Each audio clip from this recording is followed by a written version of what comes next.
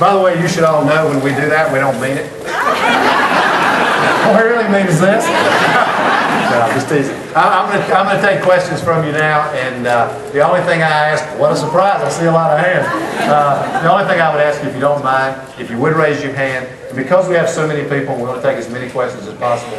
If you could keep the questions as short as you can, tell me your name and where you're from. And I'll start right here with this young woman. I'm from Boston, Massachusetts. My question is, what's your vision of immigration policy? My view about immigration is that, first of all, I think there are a lot of politicians. I won't call them leaders because I think what I'm talking about now is a politician. A lot of politicians who try to take advantage of this issue because they know it's hot and people have an emotional reaction to it, which is understandable. Not the politicians' action, the way the people's reaction. I think we have basically three choices. We can put our head against the wall, which is what's been happening for a long time, and pretend there's no problem. We can go out and try to find 11 million people living in this country and deport them.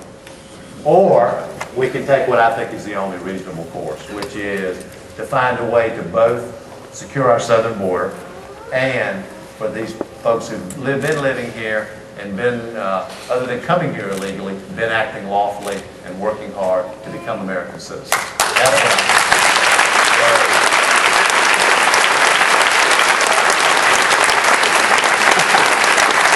And I do think it's important just for our value system and our belief that people are supposed to comply with the law. I think it is important to say to those who want to earn American citizenship that there are some requirements. I think they should pay a fine and acknowledge that they came here illegally. Yes. I think they should learn to speak English. I think there's nothing wrong with that. Yeah.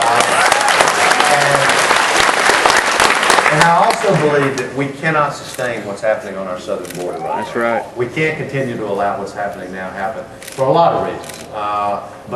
And so that's going to require manpower, it's going to require resources, it's going to require the use of technology, some of which we're not using to the extent that's possible right now. But that's my view about what to do about immigration.